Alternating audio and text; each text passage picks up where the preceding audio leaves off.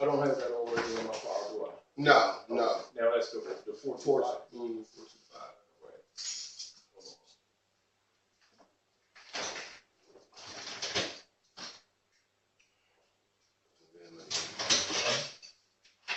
This one.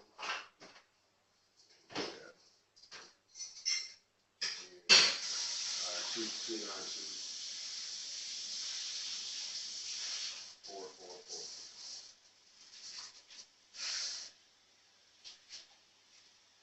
And then when it comes up, I'll take it. Put it in super. 214. All right.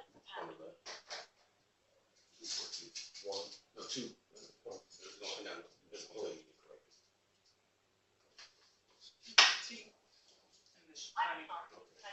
Okay, now. All right, now let's go. Yeah, 222. 280. 1341. Yeah. It's,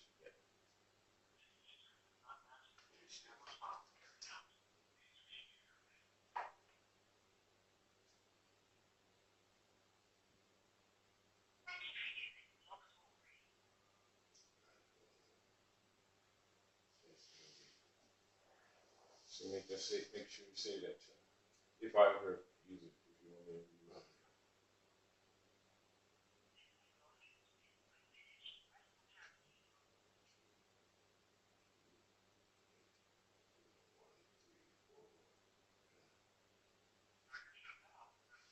There we go.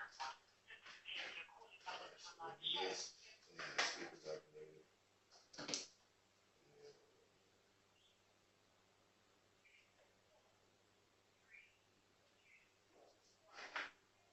All right, so we're live there, so they can see us.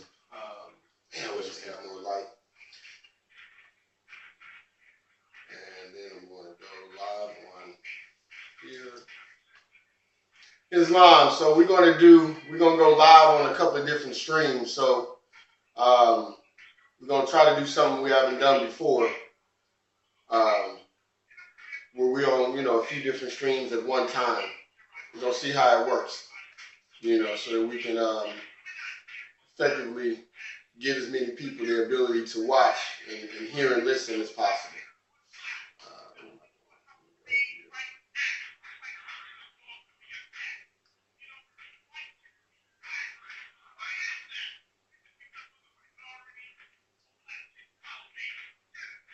All right. So we're going to be taking questions in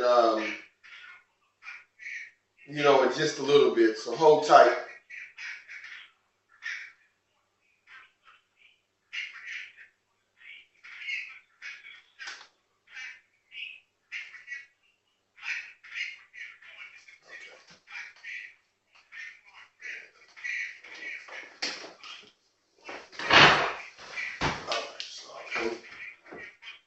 Here.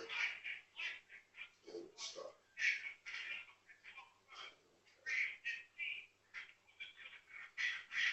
All right.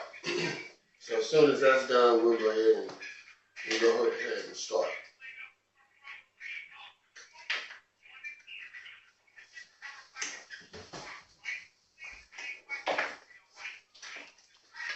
So we're going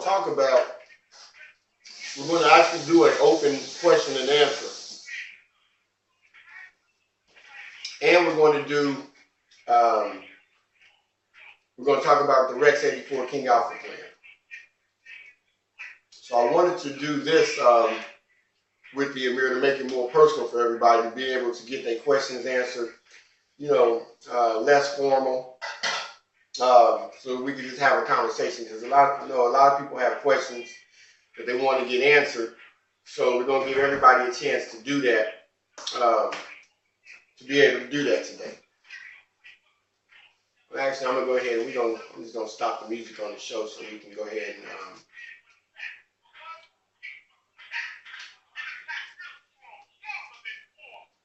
okay, so we're going to go ahead and even get started on the show. Let me do my house cleaning as I would normally do. Remember that you have the study classes in the Oakland and San Francisco territories every Thursday. And it's on live stream. If you want to see the class, you can go to the live stream, or actually it's on YouTube. You can follow Moab Bay, and then you'll get the reminder of the show each time we're going live.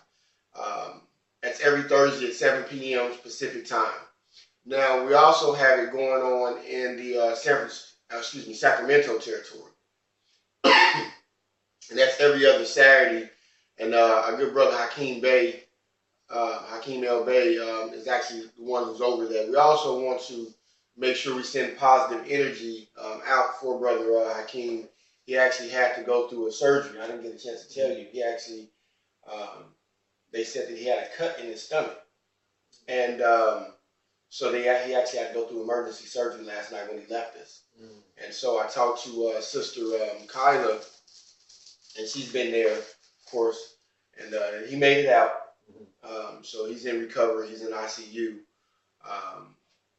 But it's a good thing that he actually went there and got there. So we definitely want everybody to send positive energy out for him. He put on a great event yesterday with the Emir, and he clearly wasn't feeling well, and was very appreciated because he was really sacrificing himself and his body to make sure things went well for the people. Indeed. Also,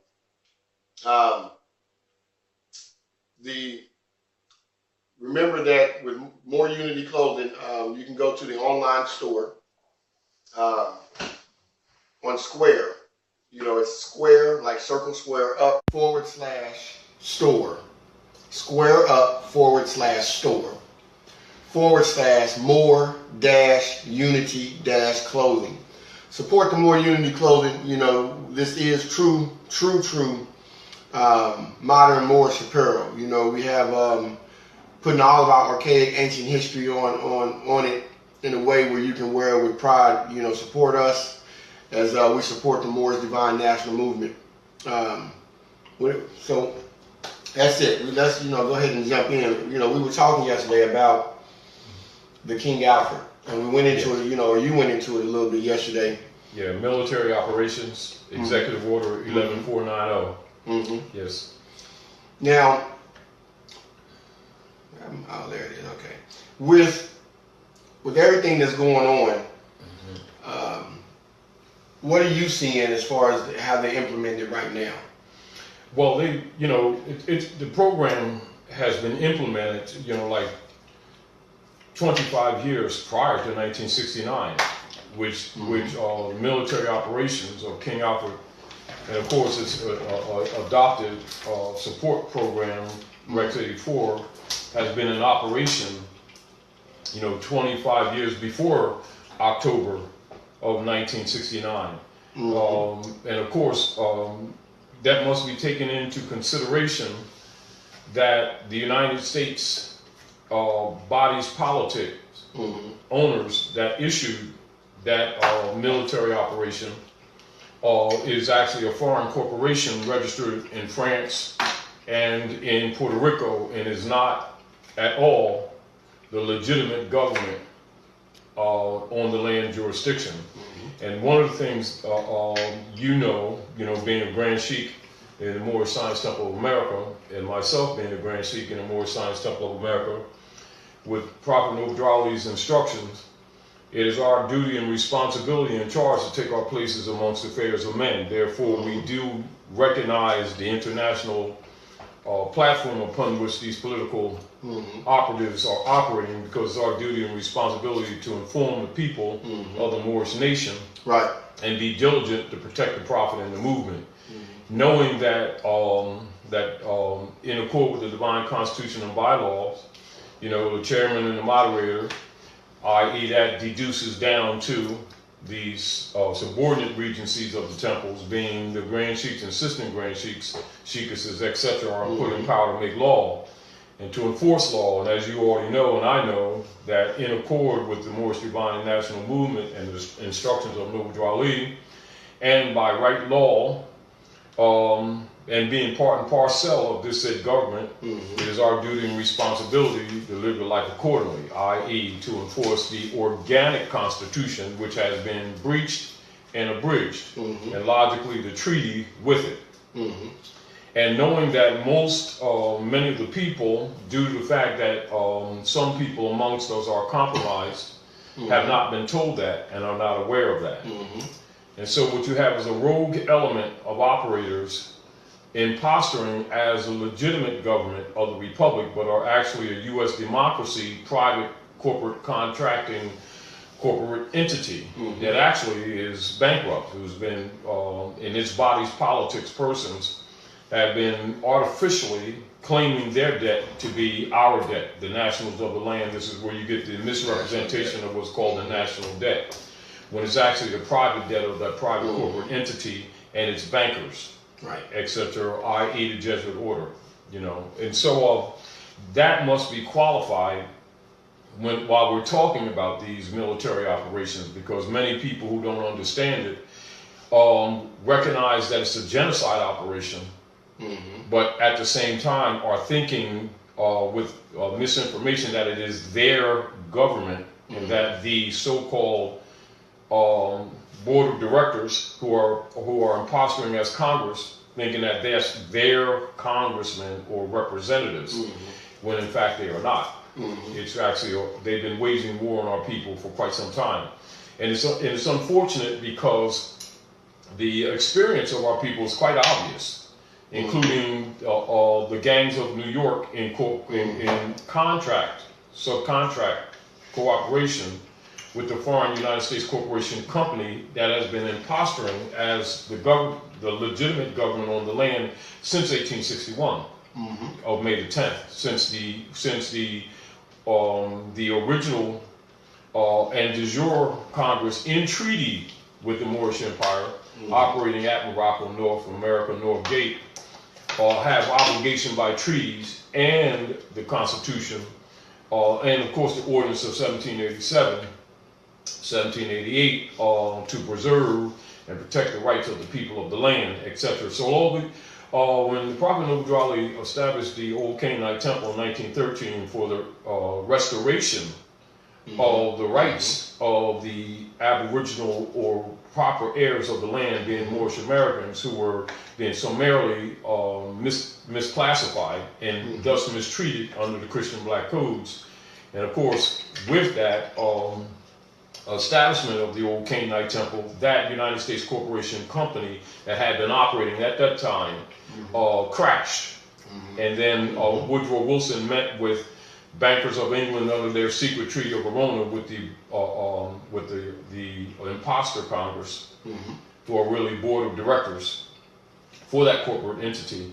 And much of the problems that have been existing within the Moorish Science Temple through infiltration, etc., which some people talk about the great sellout, but no one will get into detail.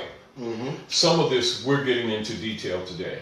Indeed. Because I know that a lot of people with goodwill, sometimes through others who have been misrepresenting the work that we're doing, will try to imply that we are not legitimate part of the Moorish movement, etc., or renegade, and I've even heard some people say, and even call me from the UK and from outside this part, who talk about some of the persons that claim to be Grand Sheiks in the Moorish Science Temple, who call us paper terrorists for telling the truth, or for dealing with constitutional principles. Right. Now it's very clear, and I think this is very important to set the tone for some of the questions. Who are not aware that with the divine warning by the prophet for the nations, it is very key to any scholar, any adept, any historian, any anthropologist, any honorable researcher, any reporter, any writer, etc., any researcher, to recognize at the heart of the Moorish divine and national movement is the enforcement of the organic constitution, in treaty with the Moors, etc. Now, so that must be stated so that some questions that may arise in that area is not confused with an assumption by persons and honorable people who are not aware that the operatives in the alleged government are actually imposters and have been that. Right. All right. Now we go back to King Alfred. And then you understand the military plan, because the imposters have actually been trying to kill off the heirs to the estate after they so-called have raped the nation. Well, and I would tell everyone to, as you're looking into that aspect of it, make sure that you don't lose there's a couple of different points that you don't want to displace and act as if it's over. Remember that this is a continuation of wars that's been going on for thousands of years. Yeah. You also have to pay attention to it as still continuation of the doctrine of discovery. Oh, absolutely. And so if you don't understand the unum sanctum operations, the doctrine of discovery, the Pontifex, and the bullas that come through, where they're telling you that they're going into the lands of the Moors, the ones that they are going to tell you they didn't know about, and the ones that they did, and that the whole point was to plunder the estate of the Moors. So when we're speaking about King Alfred, this is simply a continuation of that. Yes. Now, knowing that these things are being enacted, because as we spoke about yesterday, they follow our Moor science more heavily than we do. So what we're dealing with now is them attempting to survive. They know this is coming to an end. They know that it's choiceless. The great mother that people will refer to as Mother Nature, the laws of the cosmos governs all. And so everything rises as it falls, everything falls as it rises. Everything has an ebb and flow. Everything. So no matter what started, there's always an expiration date. Always. And everyone must live their karma.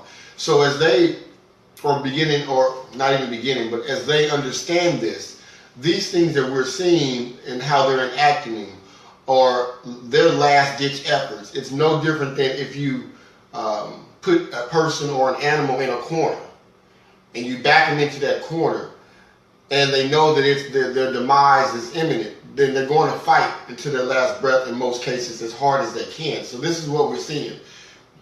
They know that the likelihood of a win is in many ways futile.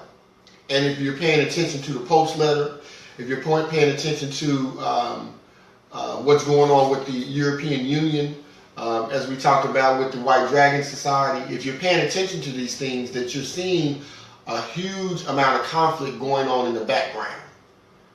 And with that conflict that's going on in the background, they're arguing amongst themselves, trying to reorder and reshuffle this thing, and they can't come to an agreement as to what they want to do. So you see their EU and all these things crumbling, because you also have the BRICS who are making countermeasures, because everyone, including other Albions, are tired of the fiat, currency being a monetary financial system that basically has dominated the world. So you have to keep that in mind as you're dealing with all this information, that this is a continuation of a war that's been going on. We can normally take it back to the Punic Wars, but I tell everyone you can actually go back further than that with the wars that we see. We just start at the Punic Wars because those are ones that are well documented. But there hasn't been a time since the Albion has been on the planet, where there hasn't been these wars. And they're continuing them right now. So you must know how to counter it. You must be prepared. We can't keep acting like this is going to just be happenstance. So let's get into a little bit of the King Alfred and what you think that people should really be focused on when we're getting into some of the information. Well, one, because it's actually technical manual of operations. For those listeners who are not aware, let's just read like the cover as an example, just so that they can have an understanding of King Alfred. Because many are aware, they hear the military name given to King Alfred, but don't necessarily know the agenda. So to be fair to them, to get, because we can't go through everything, let's read the security page and then they cover the modus operandi. Okay. Modus operandi provided for by Executive Order 11490, October the 19th of 1969. This executive order was authorized October of 1969 to counteract the minority, blacks, Indians, Latinos, Puerto Ricans, and poor whites in their rise from up under the depression and powers that be, the government, King Alfred. King Alfred, in the event of widespread and continued and coordinated racial disturbances in the United States, King Alfred, at the discretion of the president, is to be put into action immediately. And the other issue, now this is for information for the listeners. The King Alfred Executive Order 11490, the booklet or the synopsis contains vital excerpts from Executive Order 11490 of October 1969. King Alfred planned the Rex 84 planned concentration camps. Executive Order 11490 expanded top secret silent weapons for quiet wars. Introductory programming manual, operations research, technical manual TM-SW 7905.1, United States of America Incorporated. And that's important because the people need to know that the United States is not a country. The United States is a private corporation owned by European bankers and the Jesuit orders operating under the secret Treaty of Verona with impostors imposed upon the land jurisdiction at Northwest Amexem, i.e. the North Gate, North America, and which is under occupation. And so the problems that the people have socially, politically, and economically, they have been trained by COINTELPRO operatives who work for these operatives that look like themselves, that have been telling them that they're only suffering racism, when actually they're under occupation and they're suffering unum sanctum policies. So even when you do the research and the timeline of the operations of the European occupation of North America, you can even correlate dates, times, and activities that took place in the substitute or imposter Congress, and you can actually look at timelines and activities and see counter moves that were made relative to those years and timelines as a countermeasure to activities of the Moorish Divine National Movement and the work that Noble Drawley has been doing to redeem the people from both their sinful ways and the restoration of the occupied estate, which is referred to sometimes as the lost estate. And of course, then you go into the fact of what is known as the World Global Trust, which is the operative administrative Roman curia body politic for controlling the corporate entities that have been occupying the Moorish Empire since the operations of the European colonial operations in the Western Hemisphere. And of course in South Asia that we now call Africa. So as preliminary, we want to state that, and also I think it would be well, like we said earlier, to go into the security page so that people have an idea. Which page is it? This is page 3, but of course it's out of sequence because this was random. Right. And much had been redacted. So what had been, it would be in your file at 24 and 25. Okay.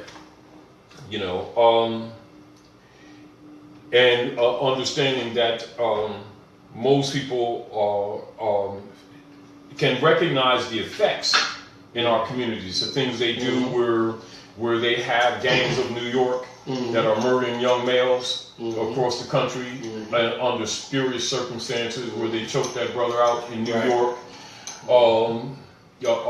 Why a lot of the European occupiers don't go to jail etc., and it confuses them because their idea, particularly taught by COINTELPRO that are placed amongst them, pacifists, of telling them it's only a problem of color or racism, when it's actually unum sanctum operations of genocide. Right. And of course, the gangs of New York have contracts with the private corporate entity that was registered in France and Puerto Rico to destabilize the Aboriginal people's communities for the corporate takeover of both their lands, communities, etc., which they refer to politically as gentrification. Right. And so the people who don't know the history or the operations of the unum sanctum usually refer to the gangs of New York as policemen and think that they're law officers when actually they're commercial mercenaries. These things are uncomfortable for a lot of people to handle, but those are the truths. And of course, if we don't carry out the mission, as Prophet Noble said, is help him in his great missionary work to bring our people back into the constitutional fold of government, enforcing our Constitution for the United States of America. And of course, that's the highest level of civics.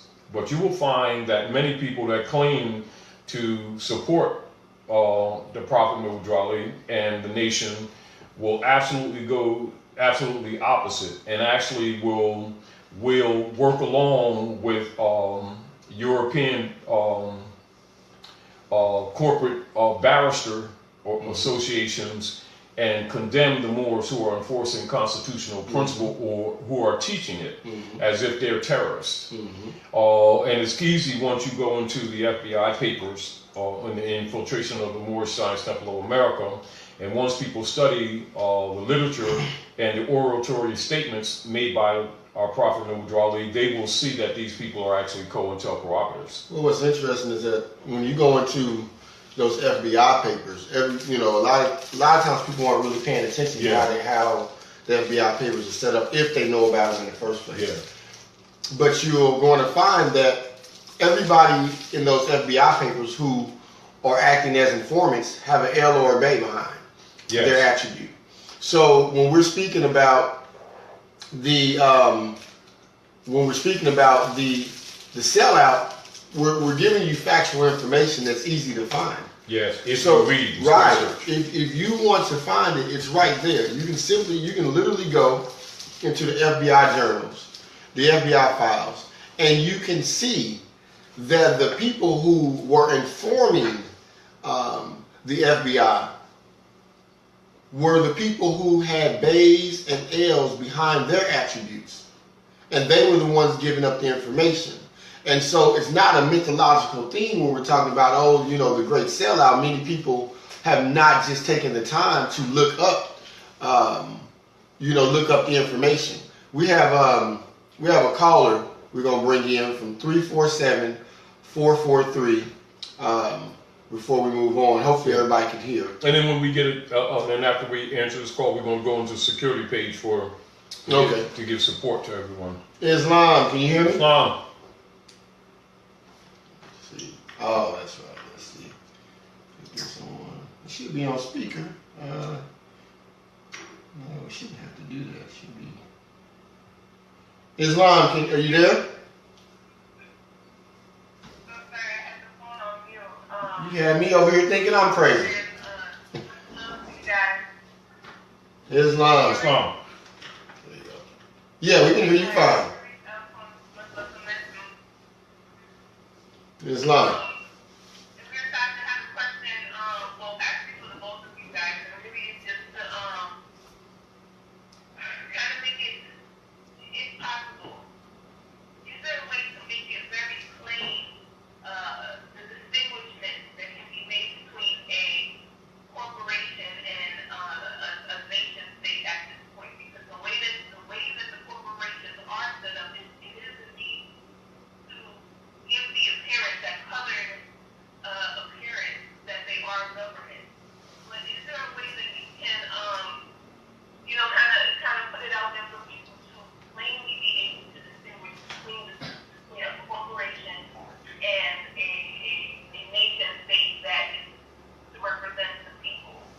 All right. Yes. Now, what's most important is for, and this is back to where the Prophet Noble Drawley said to the Moors in the early years when he was still on the scene in the physical form. He said to the Moors, he said, "The half has not been told. If I told you everything, you would go back to sleep." And he also said, "Go back to the state of mind of your ancient mothers and fathers." And logically, when you do, you will find a history, and you will trace down the emirate, the fall of the Red House, which is called the Alhambra, which is a key turning point, and it is used by scholars for the turn of the operations of the old world order of Islam into the hands of the Franciscan Brotherhood or the German priesthood, which you know today as the Constantinian order, the Niceno-Constantinian order that travels the world under the guise of the Christian order for world conquest, etc. And in particular, with the formation and the operations of the Roman Curia, all the corporate entities under the unum sanctum policy that has been conquered by the Queen of England, etc., for the popes of Rome, etc., and the bishopric. When you get into the story of Queen Isabella and Ferdinand with Aragon and Castile, and the Moors rule here in the North Gate from the halls of Montezuma to the shores of Tripoli, parts of the Moorish Empire, the Berlin Conference of 1884-1885, these are reference points for you. And then the coup d'etat that took place in May the 10th of 1861, that's misrepresented in history as the Congress for the United States adjourning sine die, which actually was a coup d'etat.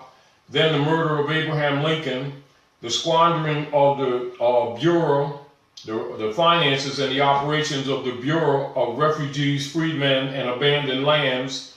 Then the imposters and the misprision operators of the United States Corporation Company registered in France, with its operators and owners, setting up a platform, political platform of impostorship on the land to pretend to be the legitimate government since 1861, the murder of Lincoln, the closing of the Freedmen's Bureau, the creating of the 14th Amendment that you see Noble Drawley mentioned in the Divine Warning by the Prophet for the Nations, then giving the corporate entity the designation of person, and since that time, in February the 2nd of 1871, they perfected the political platform of impostorship and have since been artificially converting the debt of that bankrupted United States Corporation Service Company registered in France that Lincoln bankrupted, and put that artificially as a debt on the nationals of the land, i.e., and that's the theft of your birthright as well as the cribbing of the Moorish Empire or your estate. And so they set up a global world trust, etc., that they had already set up in operations from the Crusades and the operations from Al-Andalus, etc. And then they created bonds and placed them on the backs artificially by hypothecation of the Moors under the designation African Americans, and have been backing the U.S. corporate government debt since the Civil War, absolutely on our backs. That's been the basis of their political operations and the basis of our poverty. But also with the understanding with people who don't know the real history, when they've heard Noble Drawley said, reference to the Moors, and he said, "Children, you just do not know, you're just rich." He's really talking about that you are really the heirs to the world's largest estate, but you don't know yourself, so you don't know about your nationality, your birthright, and your lost estate. And the Moorish Holy Temple of Science, which is the Moorish Temple of Science, adopted in its corporate operations in 1928 a religious affidavit, and the Moorish Science Temple of America was adopted as its corporate name in order to deal with the ecclesiastical law to secure the rights of the people and to set up a trust system to secure the rights of the people. And of course, they assassinated Prophet Noble Drew Ali in 1929, and on the death certificate they'll have died of pneumonia, which was actually induced with the help of traders amongst our own. But 1933, that United States Corporation Company collapsed too. And then Franklin Delano Roosevelt, the praetor of the corporate entity, pretending to be the executive branch of government for the organic United States, which they actually had overthrown, and you have still the continued of the shadow government operating. Then they used the birth certificates as bank bonds to continue their fraud.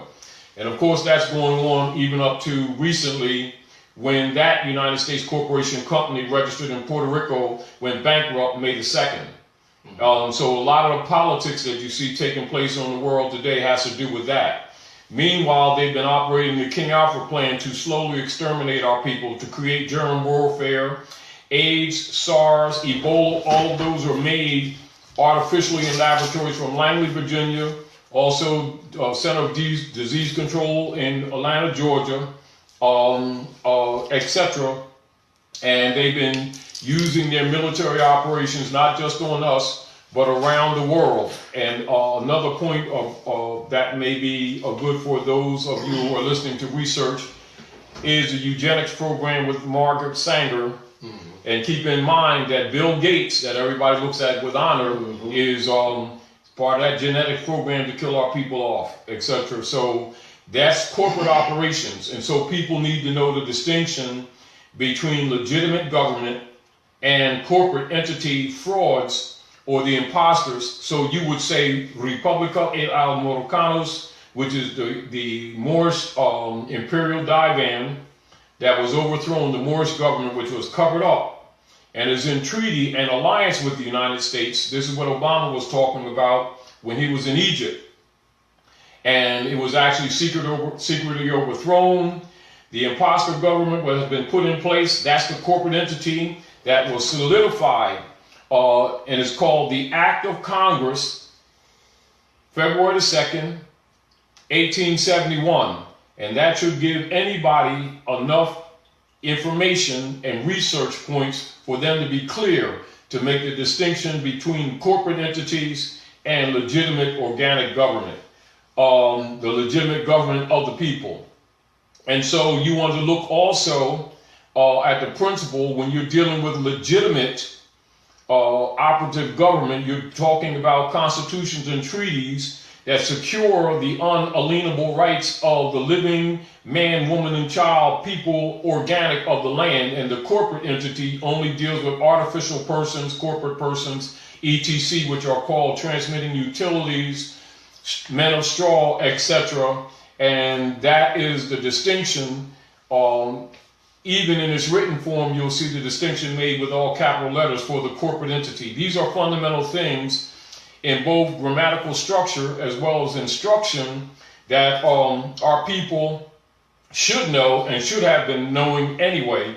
And as you already know, our Prophet Noble Drew Ali commanded with the charters of all Moorish-sized temples of America that every temple must have a school. So when you go to the Moorish-sized Temple of America, all you have to do is ask the instructions for that constitutional enforcement principles and those programs to teach our people to be better citizens that they should have always been doing. And if they have not been doing it, you make your decision on who they're really working for. So it's not hard to find things out. It's just that our people need reference points, some of which I've just given you.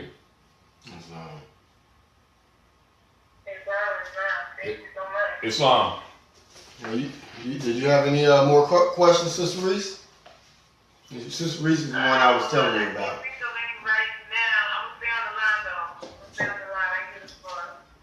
Okay. Okay. Give everybody greetings for us. Indeed. Now, for anyone who has a question, I know on the Facebook feed, people are making comments because the camera is a little bit far away. It's hard for me to see. It would probably be best if you have an actual question you want to ask. You can actually send me an instant message on Facebook, and I'll look at it while we're on here, and then I'll ask the questions so you can get your questions in. I want to be able to facilitate, make sure we can facilitate as many questions as possible from everyone. So if you're on the blog talk, if you have any questions or comments, go ahead and push 1. Just push 1 and get in line now. If you're on Facebook, send me an instant message. That way I can get I can go ahead and get it in for you before we get off air, because we're going to stay on air only for the 2 hours. Then we're out. Then we're going to get off here. So we have another question coming in, or caller coming in. I'm going to bring them in because it's a weird number route. So Islam. Islam. How are you? This is Sophia Mila. Hey, sis. And greetings, both peace and love. Islam, I sis. just wanted to say that Islam, brother. I wanted to ask you. I'm hoping I'm doing the right thing. Okay, when you're dealing with people out there, and you're still telling them that congressmen right here in Youngstown, Ohio, where I was born and raised, actually told the people what was going on, that we had, that this country was, that this so-called U.S. corporation, that it was bankrupt. Mm-hmm. When you get these people and they want to argue with you, and they're telling you, no, that's not true. And you know it for a fact, because my mother and father and my grandparents, they talked about it. The whole city was in uproar about how we trapped against sin. Yeah. So, how would you handle that? Because I don't want to argue with these people, and I just basically, look, I know the truth. Now this is back. This is back to It sounds to me, it sounds a little bit like they may be either just ignorant to the fact, or they want to be hard-headed to the fact, or they're going to approach. I don't know which one, and I can't judge that. But I get so tired of trying to tell these people. Let's put it this way. Let's put it this way. Remember what our prophet said. And this is the charge of all Moorish Americans, but particularly anybody in leadership position. Sheiks, grand sheikesses, assistant grand sheiks, moderators, chairmen, etc. of the Moorish Science Temple of America. They have been charged by the Prophet Noble Ali to produce literature in order to change the people. And if they got a title and have not produced literature, you already know by law they have no business having those titles, and that they were actually in violation. And the deal is, you don't try to necessarily, yes, you try to talk to people and explain to people. But if you want the people to know something, put it in writing and make it public for cross-examination, critique, because the information is there. And that's why the Prophet also said, our own press is the most powerful weapon in the hand of our group today. Unfortunately, persons in the Moorish Science Temple of America, after they got Noble Drew Ali out of the way, tore down the press that the Prophet had set up for the nation and junked it. And nobody wants to talk about that. And if that press was still in place, this information that was necessary to clear the minds of our people, including column area that the Prophet had for even other people outside of the Moorish movement who were sympathizers for the uplifting of fallen humanity, that it was a space for them in the newspapers too. And so all of these things that we're discussing today should have been actually published decades ago and should be normal in our community. But my suggestion to you is this: don't argue with people, put it to the pen. Islam. And I'll add to that, you know me personally, Sister Yamila, and I'm not arguing with anyone. I'm just not going to do it. That ain't my pedigree. All I'm going to do is give you the information, and I'm going to let you do what you want to do with it, but you're not going to waste my time arguing, because I find that once you get to a certain degree of knowledge, once you know the facts, then you immediately find that there's no need to argue. You simply be what you know. You personify the information that you have. And once you do that, if someone wants to follow, they will follow, because those who are in tune with the information, they're going to automatically be attracted to the light. those who want to stay in the darkness, they're going to automatically attract the darkness for them. And you just have to let it be. You have to let those cards fall where they may. It is mythological in a lot of senses of what we think and how we see the movement, as if every single person of who considers themselves Negro, Black, Colored, African American, and any other nom de guerre that many of our asleep brothers and sisters are taking on. It's a myth that they're all going to wake up. They're not. So my job is to give to those who want it. It's, you know, as the story goes, you don't cast your pearls among swine, and you just let them be. You just let them, you know, be where they're at. You know, you leave as you came in peace. You know, you've done your job. Once you tell them, you've done your job. I've already done my job. I gave you the information. It's not my job to make sure you get it. It's my job to make sure you have access to it, and that I put it in a way where, you know, you can use it if you choose to benefit from it. But that's your choice. Islam. Mm-hmm. All right. Any other questions?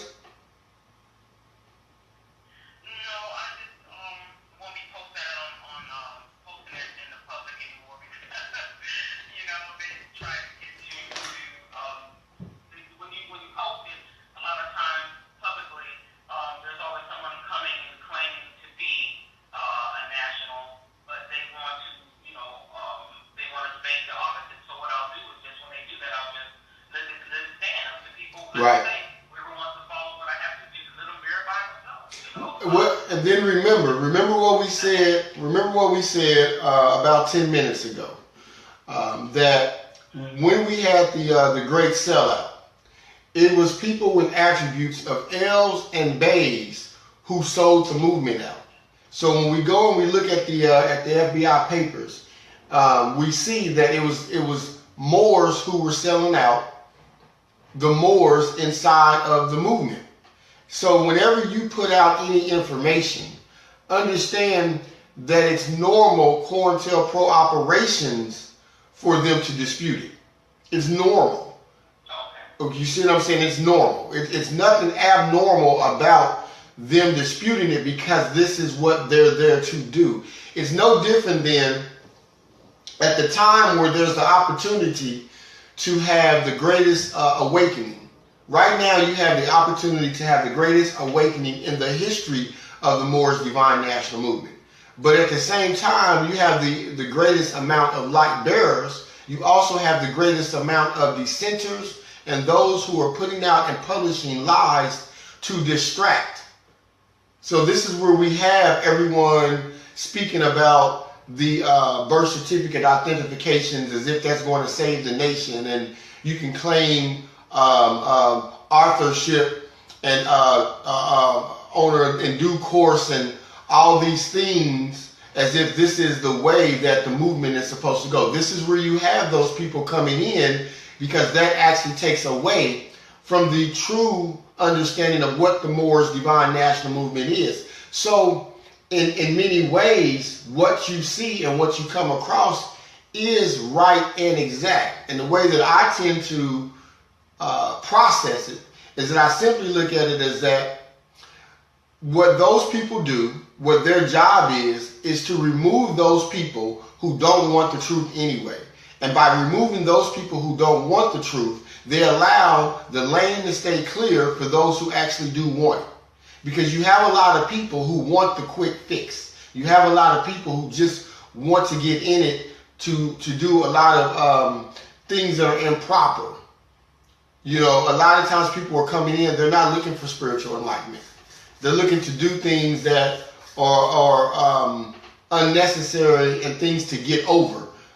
Well, if you don't have the people who are putting that information out that make them think that they can get over, think about how crowded your lane would be, and you couldn't even get to the people who really want the information. So those people have a job to do too. You know, it's polarity. You know, there's an equal opposite. There's an equal opposite for everything. The opposite of light is going to be the darkness. So they coexist together. Once both of them serve their purpose. So I never take it personal, nor do I care. You know, those who want to follow, they follow. Those who don't, they go to those people who are attractive. It's no different than when you see people who are following people such as SETI and a lot of the other rhetoricians who are talking loud and saying a whole bunch of nothing. Well, you have a whole set of people who can't see through that and who refuse to, even if you put it in front of them. Well, those would be the same people who, if you took the time to sit down and talk to them, you would have to spend 2 or 3 days trying to get them to unwrap their mind, and you would waste a bunch of time. You see what I'm saying? You would just waste a bunch of time with them. So people like that serve a purpose. They pull those people who don't want the information, they pull them away from you so that you can actually deal with the people who actually do want the information. Remember that even during the prophet's time, the prophet was dealing with dissenters among the movement, people who were attempting to remove him out of his seat of authority as the movement expanded. And this is why he put out in his own words certain information to let people know that this was going on. And this is why he also said that he knew that after his forms, that the movement would not necessarily die out, but it would fizzle down. He'd already said he knew that based on what he was going through.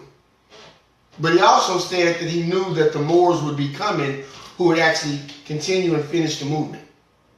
He said, just keep the doors open. Just keep the doors open and I'll do the rest.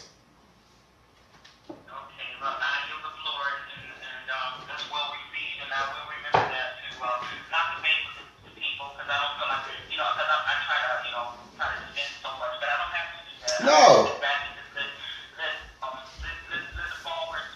You don't ever, defend your genius. You don't defend the facts. You don't defend the information. Truth needs no defense. Needs no apology. Yes, none. Islam. And so we had another question come in from Brother Mike Jackson L. And he said, how can Moors claim property? Properly. That's his question.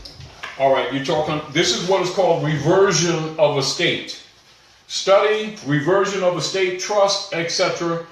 And understand that the problem that we have here at the North Gate, Northwestern Mexico, Northwest Africa, Morocco, is European occupation and the imposter operators pretending to be government under the auspices of the Unum Sanctum Bulla of the Church of Rome have been hypothecating and making false claims through the Barristers Association in what is called in legal process barratry, and making claims on our land and our property. This is one of the reasons why Noble Drew Ali set up the Old Canaanite Temple and the Moorish Temple of Science, and the trust that you hear about that many people often misrepresent, whereas all properties and rights are claimed by our people in their proper person, being Moorish Americans, should put into trust, etc. My suggestion would always be for the people to organize in the regencies and to properly in organized government body, because actually the Moorish Science Temple of America are actually regencies, and they're actually set up they're what you call regional governments. But of course it would be necessary for the sheiks and the grand sheiks and assistant grand sheiks and the sheikesses to carry out the law and the enforce the Constitution as the Prophet commanded to be done. The fact that it has not been done on a larger scale is part of your problem. When you, I, or anyone else makes a rightful, heritable claim of hereditament of both our lands and property, you indeed have a right to do that. It must be in proper person, But what occurs is because of the rogue element operating under the Jesuit order on our land still, in as much as decolonization has not been at the forefront of the conversations of our people of the land, our people have been incompetent in their approach to these things, as well as when they're acting as single units, they have a tendency to set out goon squads from the gangs of New York in blue uniforms, calling themselves policemen, who go out and start doing things or taking the authority of the sheriff's department, pretending to be law officers and attacking people on individual basis. However, reversion of the state of a state and trust law is what you should be studying. Now, along with that, I'm going to go back to re-emphasize a point that was in there, because I think this becomes a really important one. You're going to see a lot of times where Moors are attempting to claim property without actually knowing true process. Okay, the process of doing these things. The power is in the people. The people. Understand that's plural, not singular. Now, it's not that if you are very highly astute that you can't accomplish things, because you can. If you are highly astute. But understand, under European colonial operations, they are not going to just lay down. That's not how it works.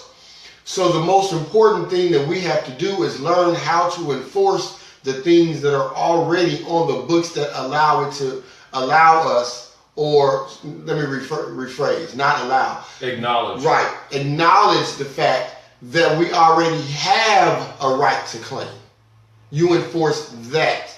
And going back to understanding that in the definition of the word nation, it's an organized jural society, in the form organized people in the form of a jural society. And so with that is how you want to go about your business. That's how you want to go about it. Remember that the prophet said, do all of your business in the name of the temple, or I, your prophet. Now that was said because the prophet understood that the power is in the formation of the jural society, the nation, the tribe. This is how regencies are supposed to act. So within the temples, you're supposed to have those who have already set up amicable and friendly relationships as much as possible with the substitute beys and those factions, so that the Moors not only are protected but can enforce the Constitution, right? And treaty.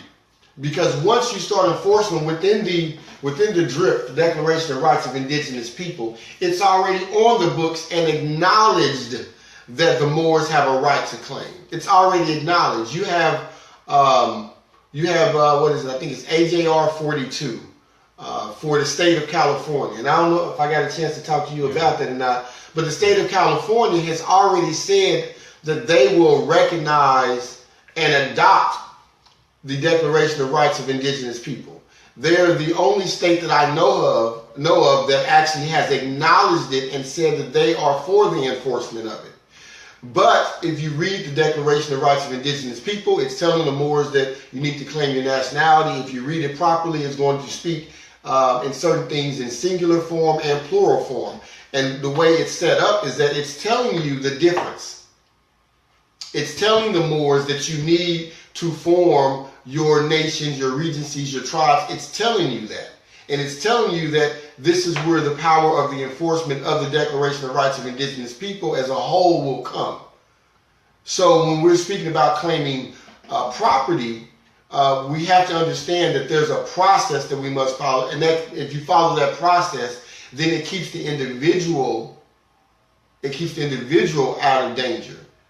Okay, so we don't want to, and I say that because you have a lot of people who are doing it and they don't understand process, and they don't understand treaty. They don't understand nationhood and nationality. Moors are not lone rangers. There have been times where we've had to be singular in the waiting of the formation of things. Because many Moors and many territories don't have regencies, don't have great seal organizations close to them. But this is where we tell the Moors to plant your feet where you're at and get those things started. Don't necessarily look and say, who's around me? Go find them. Be the light bearer in your area and get those things going. That way, as you form those juristic societies, you're able to enforce your right of claim. Islam. And keep in mind, as a countermeasure to Noble Drew Ali, what Woodrow Wilson did when he met with the representatives of the cabal bankers of England and with the imposter congressmen. They met on Jekyll Island in 1910 to 1913 as a countermeasure to Noble Drew Ali, and converted our allodial titles or aboriginal titles into mortgages and deeds. And therefore, this is again why it's important for our people and yourself to know trust law, estate law, and understand what Noble Drew Ali did and what he commanded for us to do, and that all so-called deeds, etc., or mortgages must be, by rightful process, converted back into their rightful status of aboriginal title, or what is known as allodial title. So since 1913, under European unum sanctum operations in the fake and imposter government operators, they converted our allodial titles into mortgages and liens. And this is part of the problem, even with the instrumentalities that are transferred among and from the foreign corporate entity, corporate states of entities pretending to be legitimate government. So these things must be understood, taught, clarified to the people, and thus, again, back to what Noble Drew Ali said, we are teaching our people those things necessary to make them better citizens. And so that is called civics. And so without proper civic instruction, you go out there like an island, and it's almost like going out there amongst wolves, you know, as a rabbit, and trying to set up tent in the middle of the woods, and thinking that you're not going to be accosted. And it's not that you would be wrong. You're not wrong. You must understand you're under colonial operations of a cabal order. And one of the biggest problems that we have is that many of the people, including Moorish Americans who are supposed to be conscious of these things, actually think they're legitimate government. This is problematic. And so we have to teach our people, bring them back into unity, salvation, Allah. That's the USA citizenship. Unity, salvation, Allah, the charter of the Moorish Science Temple of America, and enforce the law like the Prophet Noble Drew Ali said decades ago.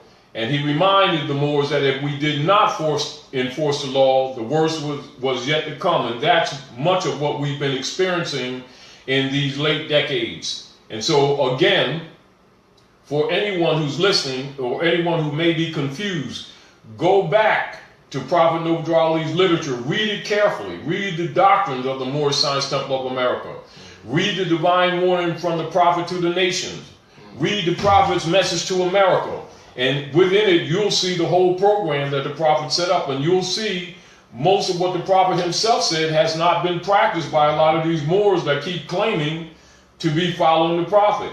And therefore the people who get information from them usually have been misdirected. And the things that should have been done have not been done. This is the difficulty that we've had trying to explain to people what the Order of the Great Seal's operations actually are. You know, and that is to enforce the Constitution, just like Prophet Noble Drew Ali said. And if people don't know the history, they would think that it's a different operation. It is not. It is a countermeasure to the frauds and to the sellouts amongst our own. And remember, the Prophet Noble Drew Ali said, be careful, Moors. Some of your own brothers and sisters wearing turbans and fezzes will be trying to put you back into slavery.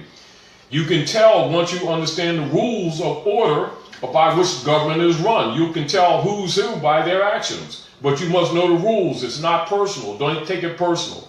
So protect the Prophet and the movement. Protect your interests.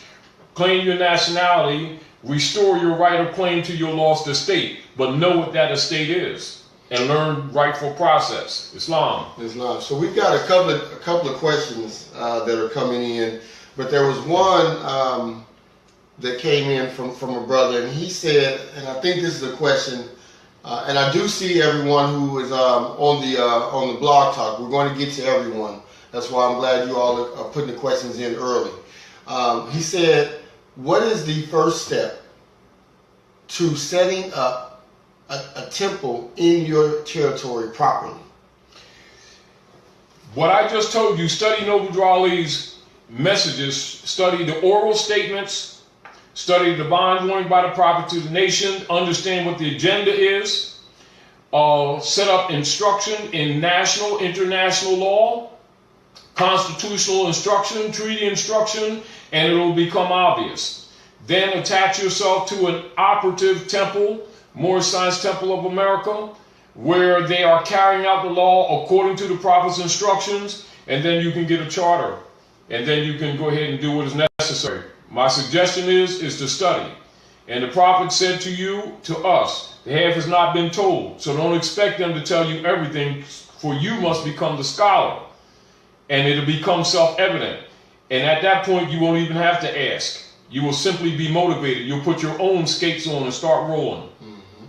Okay, so we're going to bring in, and I see some of the questions popping up on Facebook. I'm trying to get to them all. I do see them. We're going to bring in area code 330-259. Area code 330 with the exchange 259. Islam.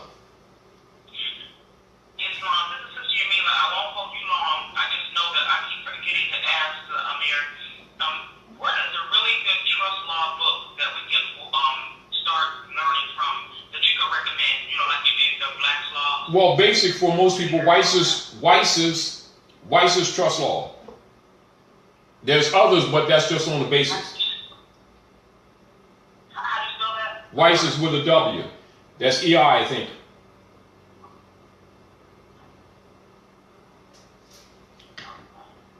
And that was all I had. All right.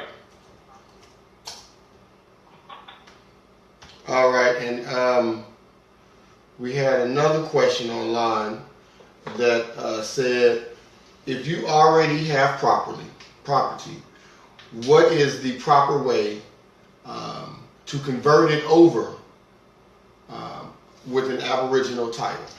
This would be called, what you're talking about is in rightful law process, reversion of estate. Keep that in mind. Reversion of estate. That's one. Number two, you must be in your proper person. Number three, you must declare the corporate operatives who are hypothecating your estate. You must essentially, in the manner of a rightful heir, dismiss their claims and dismiss their claim. You must have a trust. If you're a member of the Moorish Science Temple of America, put it in that trust. But you better make sure whoever's running that Moorish Science Temple is really not an operative for Rome, and make sure that they're really enforcing that Constitution and that those instructions are in place, and put it in trust. Everything you got of value, put it in trust. And it must be publicly proclaimed. Can't be no secret stuff. It can't be just an attitude or how you feel. This is why it's important for us to carry out the rules that the prophet set enforcing that Constitution, because the platform must be there for these transfers or reversion of estate.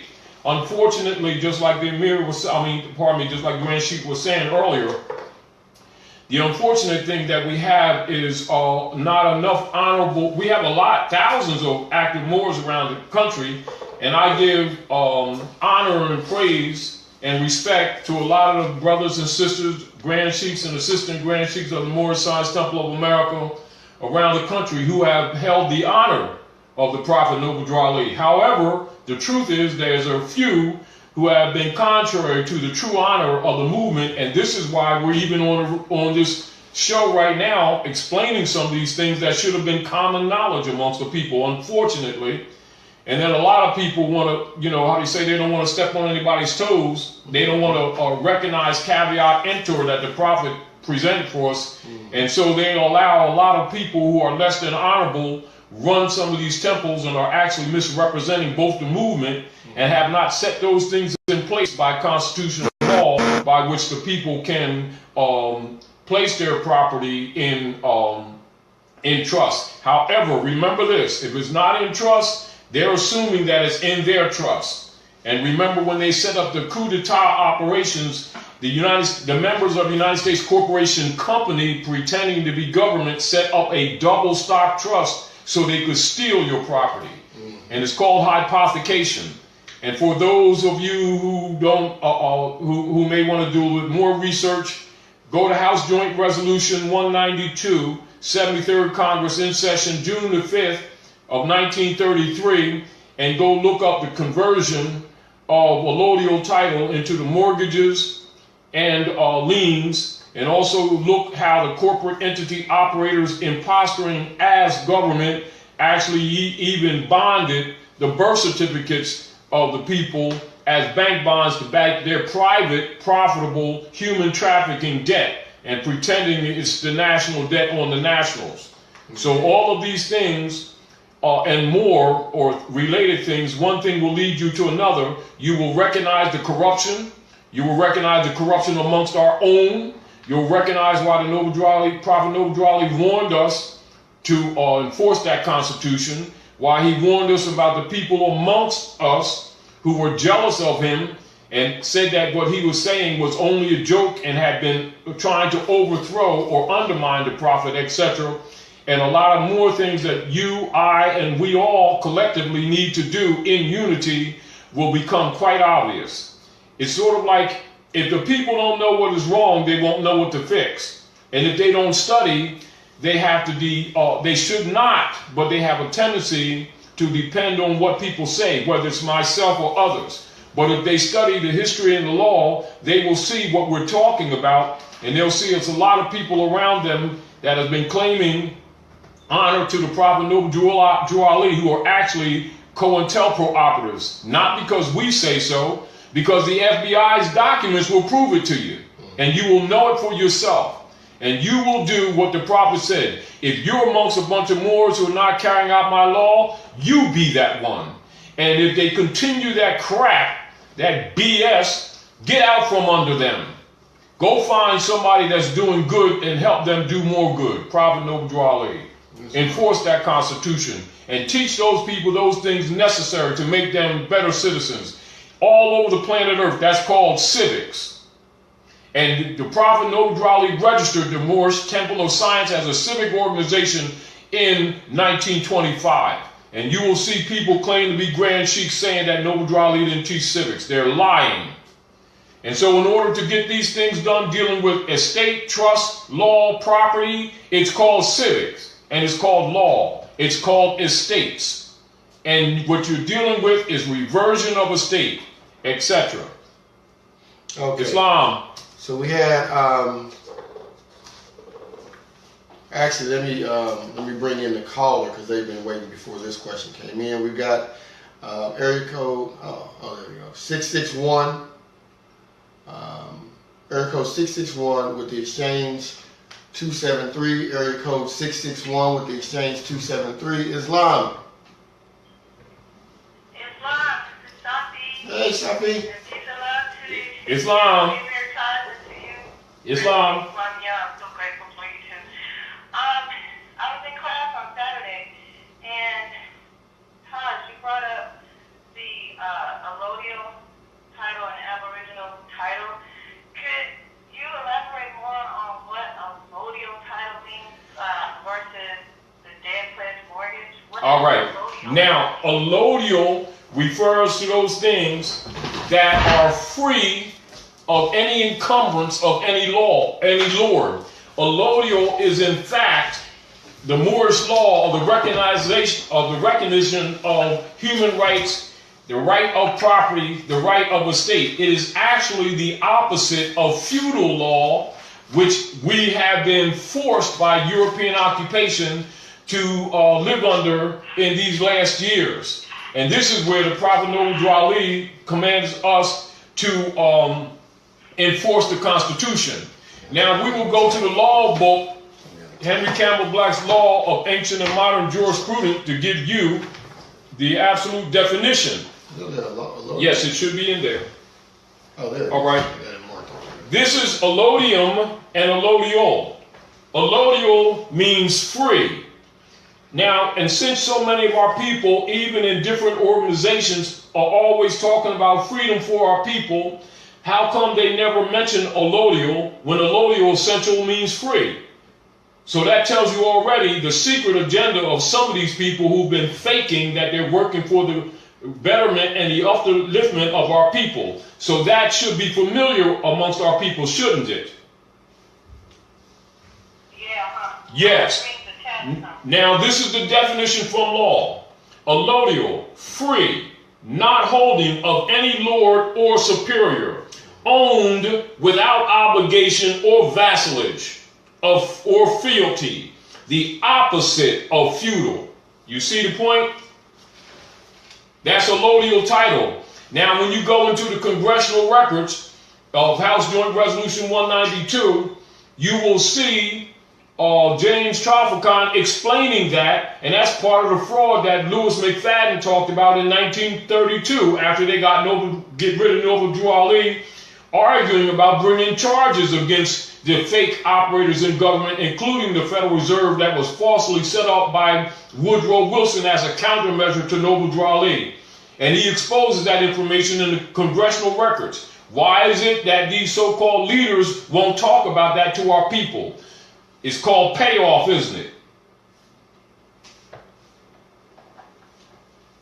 Yeah. Yes.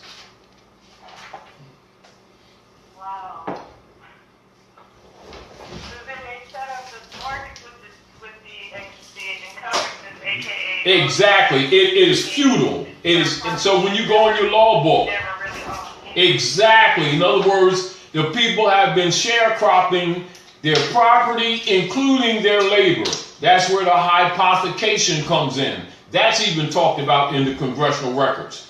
And since these people keep claiming to be grand sheiks and sheikesses, you understand, are supposed to be enforcing that Constitution, how come they're not teaching the people those things? Because most of them have been lying and saying that Noble Drew Ali didn't teach civics, and therefore they have no platform of instruction. But they've been taking these people's finances. You see where the prophet said these people have been betraying him?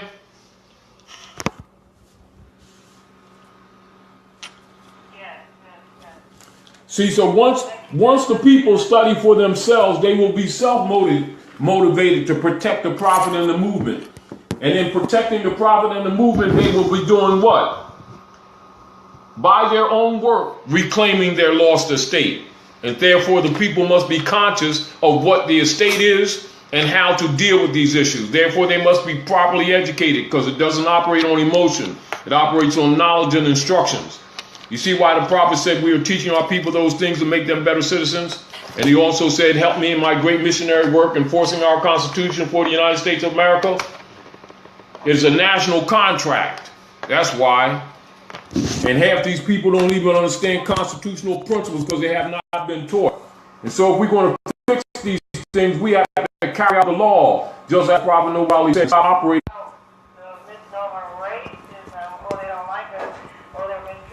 It's birthright. Yeah, that's a diversion. Exactly. Exactly. This is why Drew Ali said what? They're living off your virtues. Now you understand what he's saying.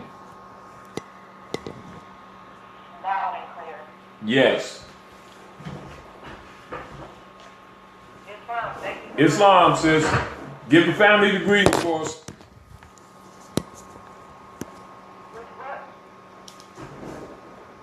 No, I said give the Domus the greeting. Give the family the greeting. You have to excuse me on the Facebook. I'm trying to set this charger up so this thing don't die out on y'all. So it's flopping around a little bit on me, so give me a second here. Let me see if I set it up inside of... I think if you got a piece of tape, you're going to have to tape it because it's going to slide back down. Okay, yeah. All right, let me see what's We'll put a glass on the side of it so it can't fall over. Yeah, we'll try that. Hold on, did we get it? Did we get it? Okay, I think we might have it. All right. I think we got it. If it falls, I'll set it back up. Okay, let's see what else we got. We got 347.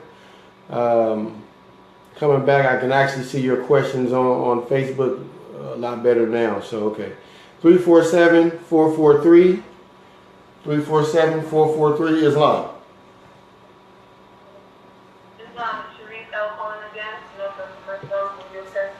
Islam. You said that you see the Facebook comments and you already know who I am on Facebook, so. Right.